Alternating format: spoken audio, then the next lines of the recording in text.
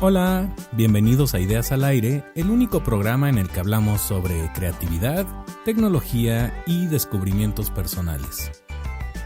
Somos una comunidad de creativos activos a quienes nos inspira saber que podemos hacer una diferencia en nuestro entorno con pequeños cambios positivos. Queremos ayudar a que te reencuentres con la mejor versión de tu ser creativo.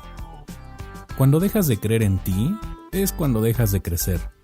Y si en esos momentos, en vez de reaccionar, aprendes a crear activamente, es cuando absolutamente todo empieza a cambiar. Soy Thomas Lash, profesional creativo con más de 20 años de experiencia que con muchísimo gusto pongo a tu disposición. ¿Qué te pido a cambio? Que me acompañes en esta aventura, que seas parte de esta tribu de soñadores y que te conviertas en un agente del cambio. Ayúdanos a que en tu entorno haya cada vez menos reactivos y más creativos. Y ahora sí, te invito a escuchar Ideas al Aire. Que las ideas nos acompañen.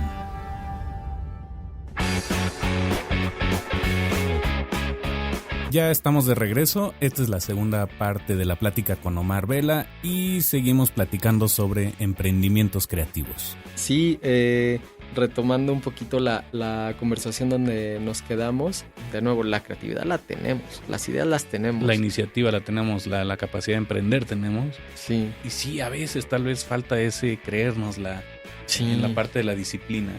Claro, sí. Y algo que ahora olvidé el nombre, se los debo y lo ponemos en notas, pero él fue uno de los fundadores de Washio en Estados Unidos. Y hace poco vino justo a 500 Startups a platicarnos su historia de fracaso, no historia de éxito, su historia de fracaso y cómo él, después de haber levantado $17 millones para su startup, la terminó tronando el año pasado. Y la idea era buena.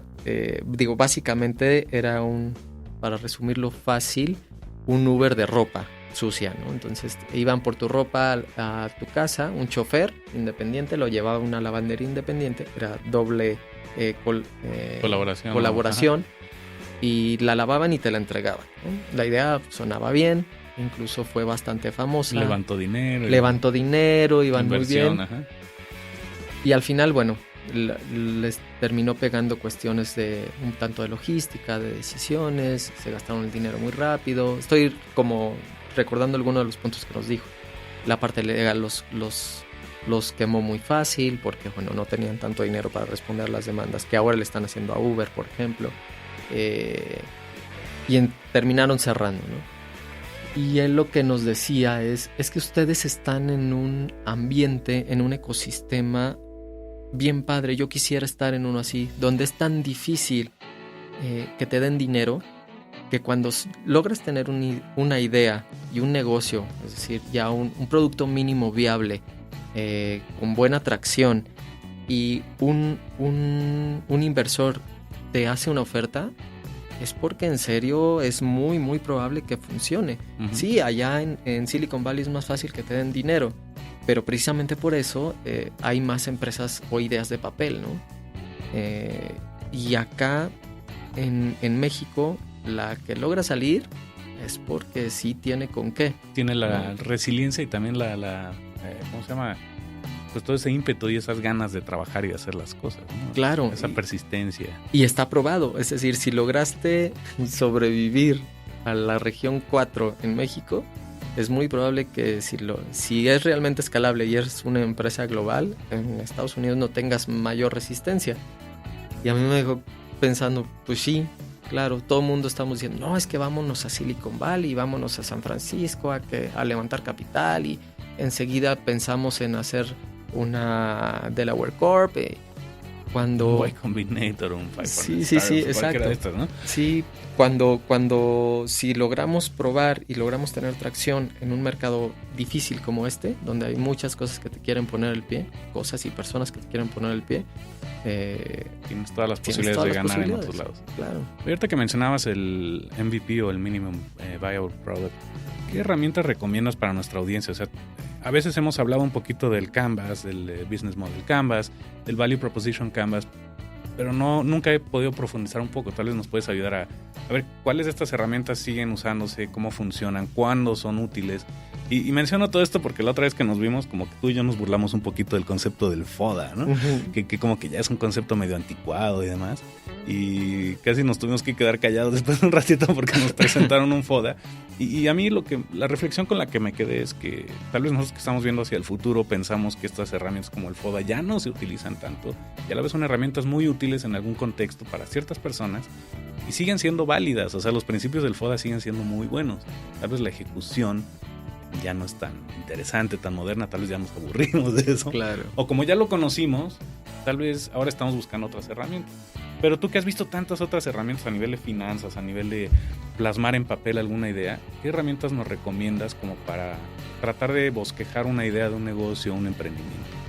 Creo que dos principales, bueno, retomando esto que comentabas, sí, el FODA no es que ya no sirva, es a quién le sirve, y a alguien a quien le puede servir es para resumir muy muy rápido una empresa que ya lleva un buen tiempo. Ya está consolidada. Ya está muy consolidada, ya es una corporación,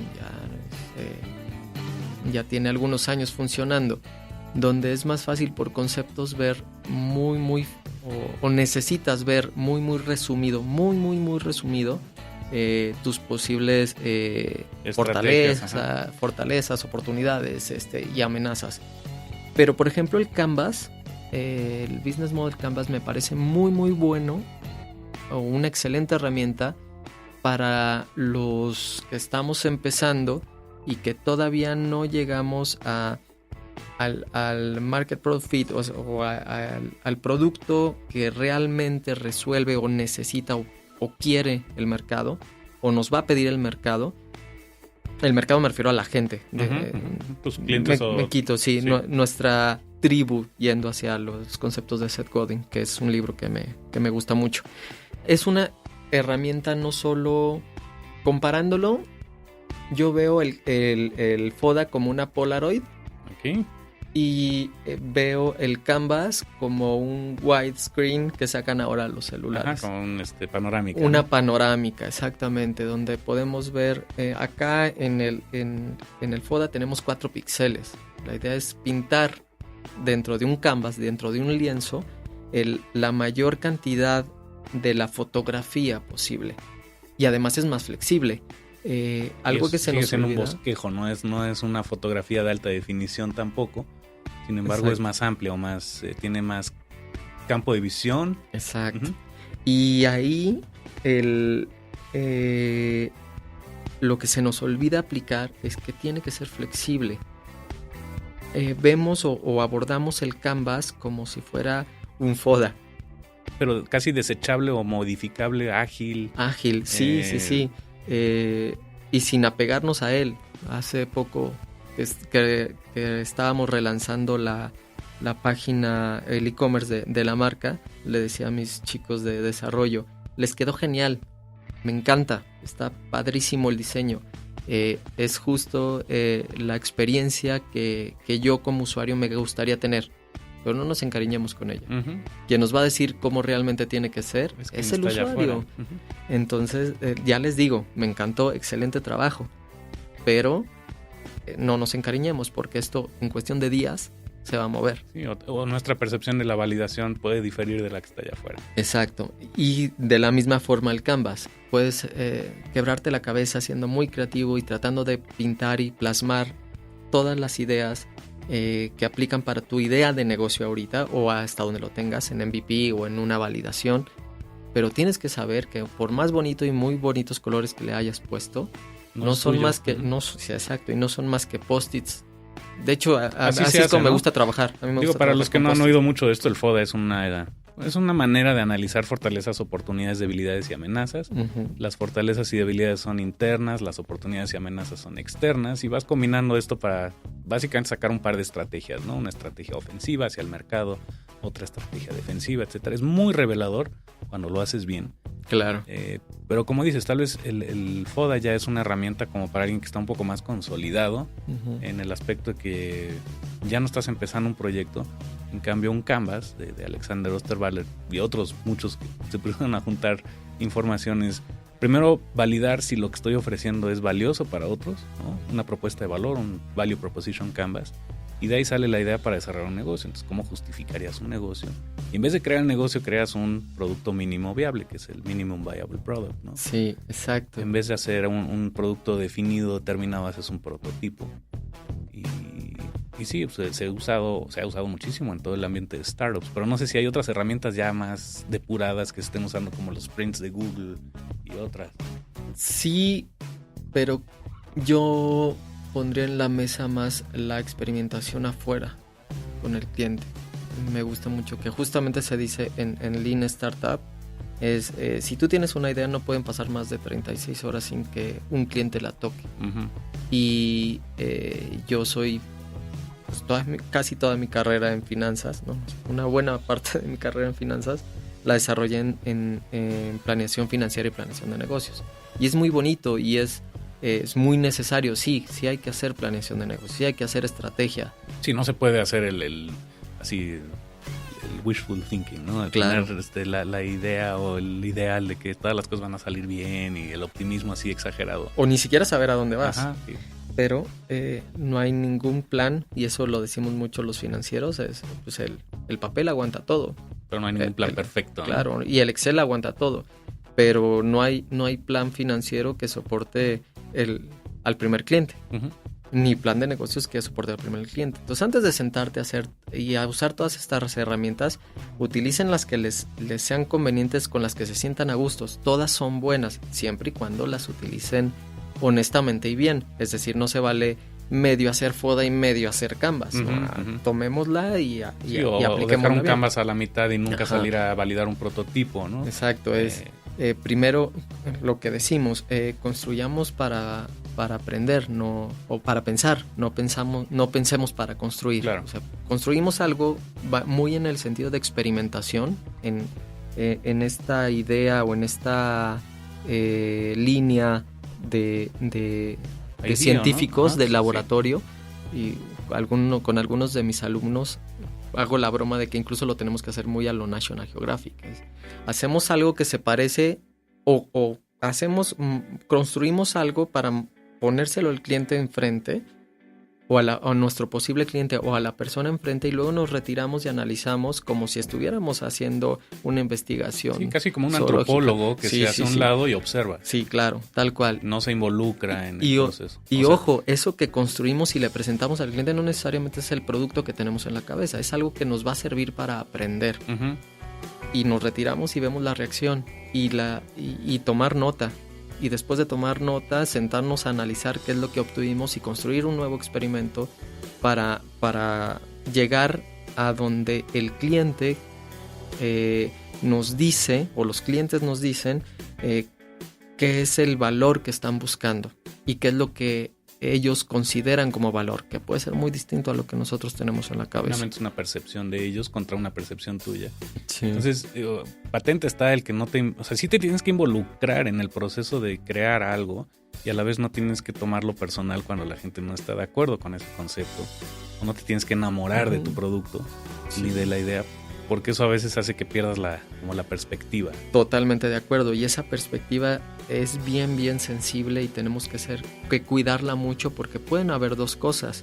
Puede ser una, que el producto realmente no sea o no esté entregando un valor, y la otra es a quien se lo mostramos no es nuestro mercado. Cliente. Exacto. Entonces, si yo le entrego mi producto a mis clientes y... Asumiendo que son tus clientes. Asumiendo que son mis clientes, y me dicen, uy, está bien feo, y a mí me parte el corazón porque es mi bebé, es mi producto, lo amo y yo creía que iba a cambiar el mundo, y me dicen, no, tu bebé está feo, que a pocas personas nos gustan que nos digan que nuestro bebé está feo, pues nos destroza. Claro. Y nos duele mucho, y eso es lo que tenemos que sacar de la ecuación, de la parte emocional. Por eso es muy importante verlo desde un sentido casi antropológico. ¿Cómo se logra ese equilibrio o ese, no sé si alejarse, esa distancia, sano distanciamiento entre, pues tiene que ser tu idea, tienes que transmitirla con pasión, tiene que ser tuya, te tiene que hacer vibrar, tiene que gustar, y a la vez, ¿cómo saber cuándo alejarte, cuándo acercarte? Ay, creo que Y tomo el ejemplo de Nagashi la marca, la empresa. Ajá. La empresa. Yo esto lo platicaba cuando estábamos como en las primeras reuniones conceptuales con el equipo que me está ayudando al desarrollo de la marca y al lanzamiento de la marca. Y me decían mucho en este sentido, muy, muy profesionales ellos, me preguntaban, bueno, es que ¿cómo lo ves? Y es que ¿cuáles son las características? ¿Y qué personalidad de marca le ves? Y si fuera persona tú... No, espérame, es que es mi bebé. Claro. O sea, es mi bebé, es mi hijo, pero él tiene personalidad propia y tengo que ser lo suficientemente maduro. Ya sé hacia donde no quiero que sea. Ya sé que no quiero que sea un niño berrinchudo. Ya sé que no quiero que sea una marca que venda baratijas. Ya sé que no quiero ser una marca que se burle de otras, por ejemplo, o que sea elitista. Que desprestigie a otras. No quiero un niño berrinchudo. Eso me toca como fundador irlo guiando en el camino. Pero al final va a terminar siendo lo que tenga que ser. Y tengo que ser suficientemente maduro y tienes que nutrirlo adecuadamente, ponerlo en un ambiente próspero para desarrollarse y no sabes cuál va a ser el resultado. No, y Nagashi va terminando ser lo que deba ser. Orgánicamente. ¿Y quién me lo va a decir? Me lo va a decir la gente allá afuera, la gente que comparte los valores de la marca. Ese core, ese centro, siempre va a estar ahí. Siempre vamos a buscar la interculturalidad. Siempre nosotros decimos, y nuestro eslogan es Diversity is Umami. Y umami es el quinto sabor, ¿no? Es el sabor que toca todos los sensores de la lengua. No es dulce, pero no es salado, pero no es ácido, pero no, es toca todos. Y eso es la diversidad. Eso siempre va a estar en la marca. Siempre vamos a buscar la interculturalidad y la diversidad. Y alrededor de eso hay muchas cosas que pueden cambiar. Exacto, alrededor de eso, por eso es que sí compartimos y traemos o intentamos compartir cosas cotidianas de la otra cultura, que es Japón, pero también abrimos la posibilidad de que haya un diálogo entre diseños. Tal vez el próximo paso o lo que surja sea hacer algunos festivales interculturales o no lo sé. Eso lo definirá Nagashi por sí mismo. Y yo lo que tengo que hacer es, como un productor también, acercarle los recursos necesarios para que sea lo que tenga que ser. La última vez que platicamos también mencionabas el Start with Why, ¿no? De Simon Sinek. Sí. Y el círculo dorado, que es indispensable saber el porqué. Y alrededor de eso pueden girar muchas otras cosas. Pero cuando no tenemos articulado el porqué, queremos hacer un proyecto o un emprendimiento, es cuando, por un lado, podemos llegar al punto de enamorarnos tanto del proyecto que no lo soltamos cuando es hora de soltarlo. Exacto. Y eso tal vez en Silicon Valley lo tienen como más patente, de que se atreven a cortar proyectos porque ya no fue su momento, en vez de persistir y persistir y persistir con tal de seguir con un proyecto. Y a veces creo que como cultura, y no puedo generalizar mexicanos, pero en general Latinoamérica, nos da miedo soltar un proyecto que ya no funciona. Sí, sí nos cuesta trabajo. A mí me costó mucho trabajo el primer emprendimiento serio que tuve. Me costó mucho trabajo dejarlo ir y me costó una caída muy fuerte, económica y personal y familiar. Y justo por no dejarlo ir al tiempo y también por quedarme paralizado. Tuve varios errores. Uno, asociarme con la persona incorrecta. Otro, justo no moverme y quedarme paralizado en vez de avanzar. Y viéndolo a toro pasado, me doy cuenta, y haciendo cálculos, es que si me hubiera atrevido a hacer lo que me atreví a hacer un poco tarde, hoy posiblemente esa marca seguiría funcionando. Y a la vez no creo que, o sea, no oigo un resentimiento ni una frustración. Fue un aprendizaje. Claro. Doloroso si quieres. Claro. Y te levantaste, seguiste adelante. Sí avanzaste. Claro. En otro momento. Exacto. Y ese es el punto. Por eso es que ya no la hay. Y mucho tiempo lo hubo. O sea, me costó mucho trabajo levantarme.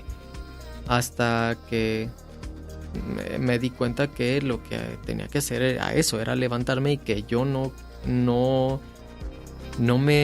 lo mío no es estar trabajando en una oficina de Godín. De Godín. Respetable para quien sí, pero aquí nos burlamos mucho del godinato y ambos fuimos godines también. Sabemos lo que es trabajar del lado de un empleado. Muy valioso, creo yo que es indispensable que todo mundo trabaje, como yo digo, en el godinato en algún momento. Para luego también ver otras facetas. Conocemos mucha gente que salió del godinato y ya no quiere regresar, otros que sí están regresando. Y no es bueno ni malo, es una forma de trabajar y a algunos les funciona mejor que a otros. Tal vez a ti y a mí no nos funcionó tanto. Exacto. O tal vez somos demasiado inquietos para estar en un ambiente demasiado controlado. Pero es válido, es totalmente válido. Sí. Ahora también depende cómo lo afrontemos. O bueno, no cómo lo afrontemos, sino cómo estemos en esa posición. No estoy diciendo que esté mal trabajar para alguien. No estoy diciendo que no sea incluso necesario. Ellos son los que mantienen buena parte de este país. Y de muchas economías del mundo. Creo que lo que no debería de suceder es que te quedes ahí dejando pasar tu vida. Porque estás haciendo antigüedad, porque es cómodo estar ahí, porque no tienes que tomar decisiones, porque no tienes que pensar, porque ya llegaste a un punto donde te da para pagar la renta y dices, si me aguanto aquí unos 15 años más, seguramente pues ya me darán mi jubilación. Cosa que ya es raro que exista una jubilación. Hacia allá voy. Es muy peligroso. Exacto, es más arriesgado tal vez desde nuestro punto de vista y sin embargo también pasamos por eso. Tal vez aprendimos nuestra lección. Y también es muy fácil decir, claro, te sales de un puesto con cierta seguridad financiera, con un sueldo fijo, y confrontarte con la realidad de ser freelance o de ser un emprendedor. Y de repente saber que tú eres el último que cobra tampoco es así un mundo color de rosa, tú lo sabes perfectamente. Sí, yendo hacia eso, por eso no quise entrar como tanto en algunas nuevas filosofías o filosofías retomadas que hay ahora y que están de moda y que me parecen muy valiosas y muy padres. Y por ahí con algunos de los chicos con los que platico me dicen, no, es que yo sí quiero empezar mi empresa, o yo sí quiero hacer mi proyecto. Y le digo, bueno, ¿cómo lo ves? ¿Quién va a trabajar contigo? No, pues yo no quiero que sea una empresa así de lineal, ni que haya godines. Pero tampoco quieres delegar, ¿no? No, además de eso, me pintan toda esta estructura muy a lo Google, donde sí incluso hay resbaladillas. Ok. Y eso es la clave para hacer. Ajá. y la onda es, está muy, muy padre lo que me dices. No, y donde todo el mundo puede expresar su opinión a todos los niveles y que por ahí una chica proponía una organización casi democrática de la empresa. Y yo decía, pues está muy interesante, muy, muy, muy interesante. Solo que quiero saber cómo lo vas a aplicar cuando no puedas pagar la nómina. ¿No? ¿Qué decisiones vas a tomar? ¿Has visto Gravity Falls? Es como el episodio de Mabel que quiere ser jefa y quiere ser muy buena jefa. Sí. Y pues no le resulta tan bien. Se da cuenta que tampoco tiene que ser la jefa mala onda y sin embargo el ser muy buena onda como jefe no necesariamente es el camino más correcto. Exacto. O sea, hay toda una estructura que sí funciona. Sí, es muy difícil, aunque quieras y tengas la intención de explicarle y transmitirle a toda tu organización el por qué tomas las decisiones, cuando las decisiones las tienes que tomar rápido. Y no solo a nivel de gran empresa o no solo a nivel de una startup. En una organización pequeña o en una oficina, a veces hay que tomar decisiones muy rápido. Y saber que te vas a equivocar y vas a corregir el rumbo, pero en vez de tomar la decisión perfecta es muchas decisiones pequeñas que te vayan acercando hacia el objetivo. Y ahí me acerco a este otro libro de Simon Sinek que me gusta mucho, que es Leaders Eat Last. O los líderes comen al final. Me encanta, creo que esa es la filosofía más honesta que podríamos tomar ahora. A cualquier nivel de la organización, en cualquier puesto en el que estés, así seas el empleado de gobierno que lo ponen a engrapar hojas, puedes ser líder y puedes llevar el liderazgo de algo. Todos en algún momento nos toca ser líderes y todos en algún momento nos toca seguir a alguien. Nada más busquemos que esa persona a quien sigamos sea un buen líder. Y entonces los jefes lineales se irán decantando. Te voy a hacer una pregunta que parece paradójica, y la creatividad también tiene que ver mucho con paradojas. ¿Crees que el emprendimiento y el godinato estén peleados? Sí, como godinato. Como godinato entendido en esta de me quedo, llego a tal hora. Quiero estar cómodo. Exacto. Y no es, y ojo. Estoy generalizando un término de godinato que tal vez no tiene que ver con la estructura, sino con el mismo empleado o la actitud del empleado, no sé. Claro, y el entorno, que decíamos, es bien importante el entorno. Un godín existe porque existe el entorno para que sea godín. Cuando llegué a Universal, justamente, me pidieron que tomara algunas actividades que otros chicos estaban haciendo mientras se ocupaba mi posición y que las aprendiera. Entonces me acerqué con alguien que hacía un trabajo muy mecánico. Literalmente era la captura de diferencias en un presupuesto. Es decir, se habían gastado 10 y el presupuesto era de 15, entonces para aplanarlo y sacar la diferencia tenías que meter 5 pesos al sistema. Este chico imprimía todas las cuentas, que eran 150 hojas, y con una regla iba, aparte me capturaba a mano la cuenta, la subcuenta, y las cuentas la cuenta era de 12 dígitos, porque era por proyecto, por tipo de gasto, por fecha, ¿no? Entonces eran 11 dígitos de cuenta, más 20 de subcuenta, más, no es cierto, no 20, más 5 de subcuenta, más, así, ¿no? Eran un montón de números muy mecánico, ¿no? Muy mecánico y tal cual, regla en mano y flechita, palomeando flechita, ¿no? Se tardaba 3 días haciéndolo. Y yo le dije, oye, ¿y por qué no te has acercado con alguien de sistemas para que te haga un batch muy sencillo? Debe de haber una forma mejor de hacer. un VLOOKUP, o que lo pases a Excel, haces un VLOOKUP y luego de ese VLOOKUP que saques las diferencias y de esas diferencias subes un archivo plano y ya quede. Digo, y soy contador, soy financiero, o sea, no sé mucho de IT, pero sé lo que se puede hacer, ¿no? Se volteó conmigo un poquito ofendido. Como ofendido de que... Y me dijo, cuando lo hagas tú, si quieres lo haces así. Ajá, sí, ¿no? pero yo no. Y a mí yo me quedé con esta idea, no manches, qué godín, ¿no? Qué actitud tan godín, por eso México no progresa, bla, bla, bla. Sí, ¿no? siempre generalizamos, ¿no? Claro. Nunca falta alguien que sobra, como diría Mafalda. Claro. Ahora, un par de años después, me hice muy buen amigo de este chico y me di cuenta que analizándolo y analizando su situación y su historia en la compañía, ahorita debe de tener ya por ahí de 12 años trabajando para Universal, me di cuenta que este chico lo hacía así porque si se le ocurría, él de todas maneras iba a salir a las 11 de la noche, sí o sí. Entonces, si se le ocurría hacer su trabajo más fácil y ágil para quitarse trabajo de encima, le iban a poner más trabajo por el mismo sueldo. De todas formas iba a terminar a las 11 de la noche. Y de todas maneras para que haces el esfuerzo adicional. Exactamente. Entonces, a eso me refiero con el ambiente. Claro, yo lo que hice fue, yo soy muy flojo, más para las tareas mecánicas. Ya entonces el primer mes lo hice a manito, me tardé los 3 días. Pero pensaste en un sistema que se pudiera repetir. Entregando el trabajo, fui con la gente de IT y le dije, ¿qué tal si hacemos un batch? Lo hacemos así, asado. ¿Cuánto se tarda en hacerlo? No, mete el proyecto y en unas 2-3 semanas lo hacemos. Para el siguiente mes, tenemos un prototipo. El proceso ya lo hacíamos con 2 clics. Bueno, no 2 clics, metías la fecha y ahora mucho menos talacha. Me tardaba 20 minutos en hacer el proceso y porque los 20 minutos se tardaba en construir el batch, ¿no? del mes para hacer el retrieve de la información.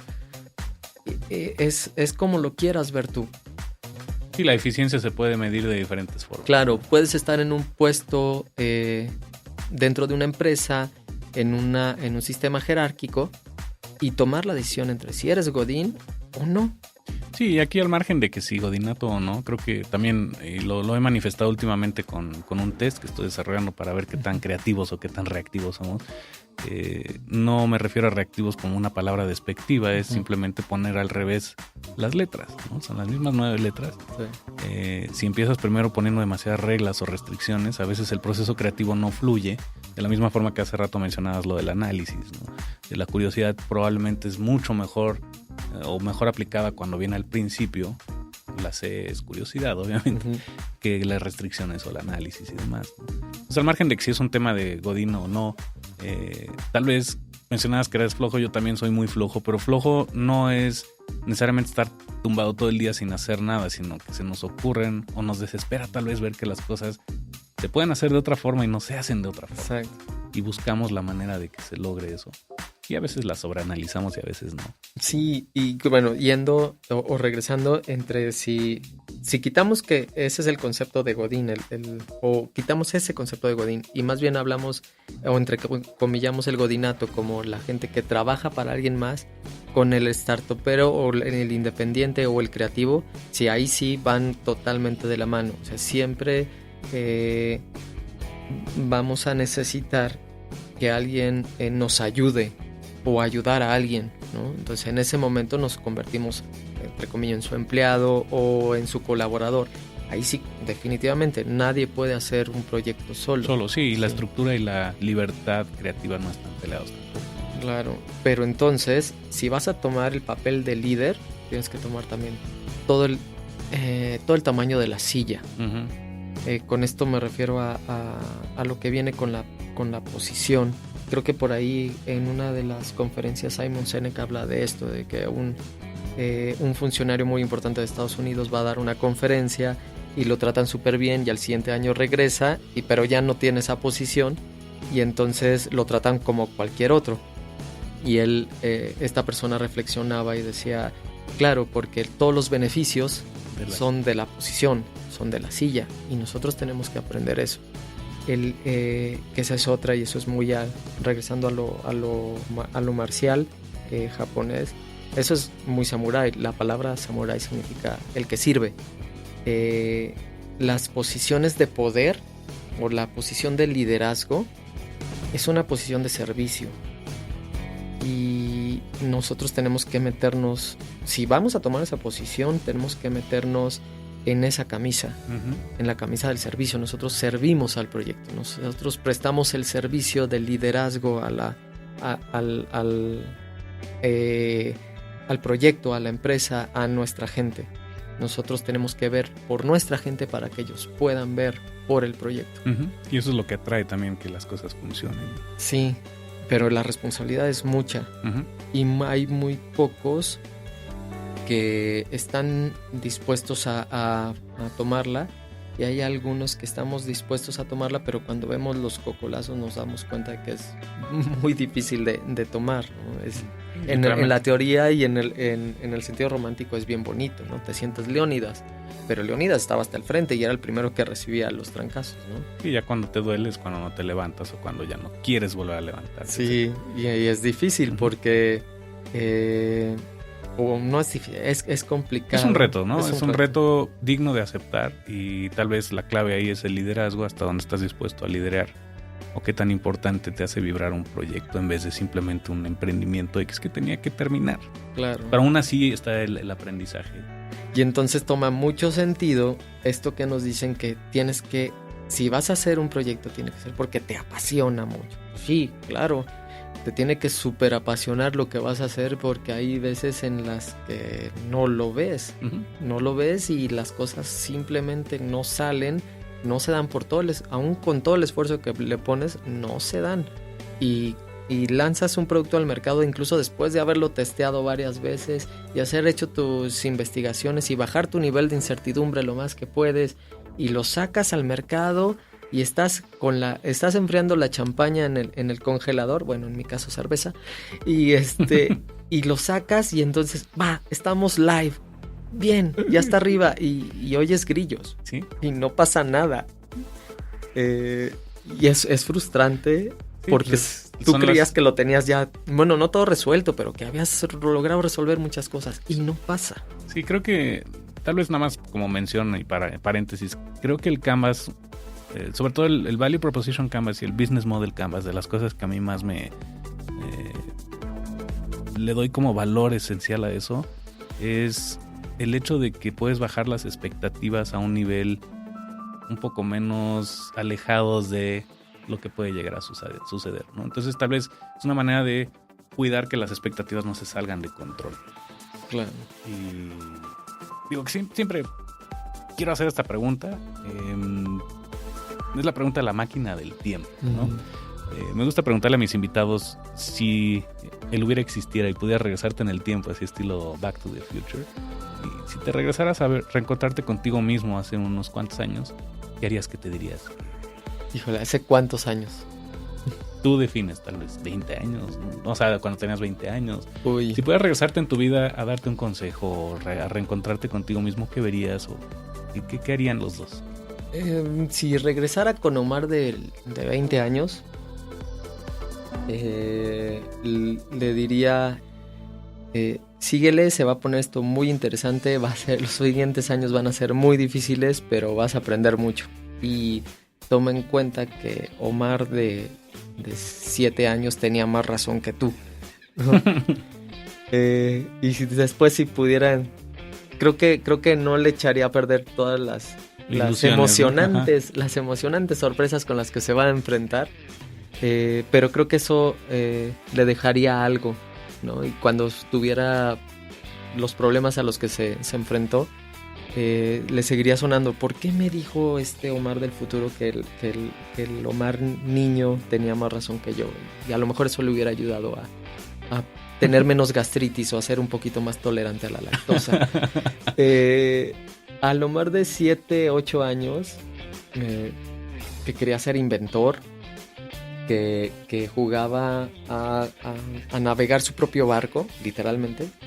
Mi papá siempre tenía, bueno, como la mayoría de los papás en México, tenía cachivaches y tabiques atrás porque siempre quería hacer modificaciones en casa y le sobraba material, entonces quedaba ahí atrás. Yo utilizaba todos esos tablones y tabiques y tambos y con eso construía una especie de barco y ahí jugaba, ¿no? Y yo lo navegaba y era esta sensación. No sé si han visto la película de Kevin Costner de Waterworld, donde supuestamente todo el mundo se inunda y él tiene tal cual un barquito de cachivaches. Era muy parecido. Y solo que no había agua, sino el jardín, el césped de la casa de mis papás, ese era el agua. Y a mí me fascinaba eso, junto con ser inventor. O sea, si mi mamá me escucha, no me va a dejar mentir. Medio quemé la cocina un par de veces con un estuche de Química Mi Alegría. Un par de veces, literal, a la mesa un par de veces. Qué alivio que digas eso, porque entonces ya no soy el único que hacía esas cosas. Sí, entonces. Pero yo quería ser inventor, ¿no? Y quería ser inventor y después un tiempo quise ser ingeniero químico.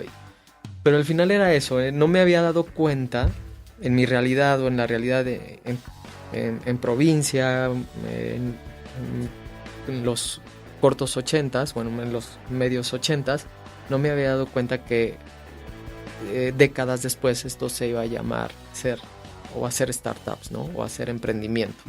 Y es eso, al final me gusta eso, estar inventando cosas y probarlas y machucarme el dedo intentando hacer algo, ¿no? Creo que cuando regresara con ese niño de 7, 8 años que jugaba con cachivaches, le hubiera dicho qué razón tenías y sí es por aquí. Vas a dejar de jugar un tiempo porque vas a tener unas ideas medio raras que te van a desviar un poco, pero al final vas a regresar a construir cachivaches. Creo que no me hubiera entendido y me hubiera tirado loco. Es como, ¿quién es este que me viene a platicar y no me deja jugar? Pero creo que eso hubiera hecho a esos dos Omares en el pasado. Qué interesante. Siempre me gusta incluir esta pregunta porque da un contexto también pues vernos desde otra perspectiva y tratar de ver todo lo bueno que ya tenemos y que a veces no entendíamos por qué sucedieron ciertas cosas. Y a la larga todo tiene sentido, ¿no? Es como decía Steve Jobs, el conectar los puntos, Sí. ¿no? Connecting the dots. Pues no sé, obviamente que nos des tus datos, dónde te pueden localizar, dónde quieres que te sigan, que te busquen en redes sociales. Sí, claro que sí. No tengo ninguna red social profesional, es decir, ningún fanpage ni nada, pero en Facebook me pueden seguir, me pueden contactar como Omar Vela. Me pueden mandar un correo a omar.vela@nagashishop.com.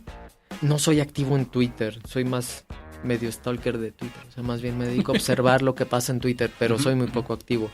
Entonces no se enojen sí existe la cuenta, pero sí no se ofendan si no contestas, ¿no? Sí, entonces creo que es mejor que me manden un correo, si les interesó o les interesa platicar sobre estos mismos temas o quieren que les dé algún tipo de perspectiva de lo que traen en la cabeza, yo encantado. No, aparte Omar da clases en varias instituciones académicas y eres de esos que cuestiona también, a ver, ¿por qué no podemos hacer esto de otra forma, de manera mejor?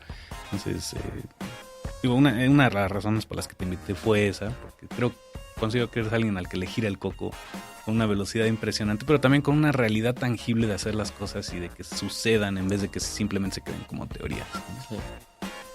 Pues no sé, alguna otra cosa que quieras agregar, alguna reflexión, alguna cita, alguna frase célebre. Ay, cita. O dejarnos con alguna pregunta también se vale.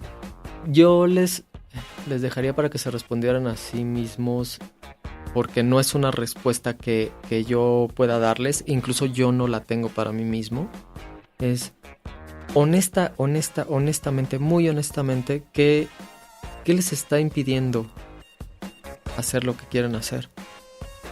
Todos tenemos ideas, todos tenemos me gustaría, y literal, me gustaría vivir viajando, me gustaría ser millonario. Me gustaría ser millonario, me gustaría tener todo el tiempo del mundo. Ajá, me gustaría que mi trabajo fuera beber cerveza. Ok, ¿por qué no lo están haciendo? ¿Qué es lo que se los impide? Y cada vez que se respondan esa pregunta y surja el ¿es de qué?, enseguida busquen el cómo sí, tal cual. Y ustedes respóndanse entonces cuál es su cómo sí. Uh-huh. Pero tiene que ser honesto, muy honesto. Y duele. Duele. Hay que levantarse, hay que aplicar el Ukemi. Exacto. Oye, Omar, pues te agradezco muchísimo por tu tiempo. Sé que el tiempo es el único recurso limitado, así que tenemos tangible. Y a la vez es increíble que con una plataforma como el podcast podamos llegar a mucha gente y tal vez replicar o multiplicar el tiempo y dar la oportunidad a otros de que nos escuchen en otro momento. Pero en verdad te agradezco de corazón por haber aceptado la entrevista y por haber platicado con toda nuestra audiencia. No, yo encantado, ha sido todo un placer y dejo completamente abierta la posibilidad y ojalá me tomaran la palabra para que me platicaran de lo que están haciendo. Me encanta, me ayuda a levantarme cada mañana, saber que hay otras personas allá afuera realmente intentando hacer las cosas. Uh-huh. Aquí queda abierta también la invitación para platicar otro día sobre más cosas creativas y más cosas de emprendimientos, ¿no? Perfecto, encantado. Padrísimo. Pues dejamos esto por hoy y nos vemos muy pronto. Muchas gracias, Tom.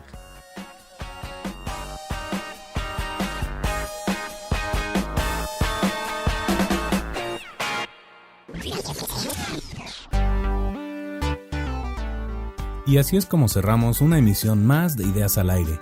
De nuevo te invito a ser partícipe de este movimiento porque sé que juntos, compartiendo lo que sabemos y lo que hemos aprendido, haciendo esos pequeños cambios positivos todos los días, podemos crear una gran diferencia en nuestro entorno y en la gente que nos rodea. En Ideas al Aire te ofrecemos contenido valioso para crear y crecer. Sería genial si nos ayudas a compartirlo. Síguenos y participa en nuestras redes sociales, @ideasalaire en Twitter y @ideasalairepodcast en Facebook. Si tienes posibilidad de hacerlo, regálanos un like o un retweet, o mejor aún, una valoración positiva en iTunes. Soy Thomas Lash, gracias por acompañarnos. Siempre estoy abierto a comentarios y sugerencias. Puedes escribirme al correo hola@thomaslash.com. te deseo muchísimos aprendizajes, ideas, revelaciones y descubrimientos creativos. Y para terminar, te dejo con uno de los secretos creativos de Ideas al Aire. Una mente expandida por nuevas ideas jamás regresa a su dimensión original. Hasta pronto y que las ideas te acompañen.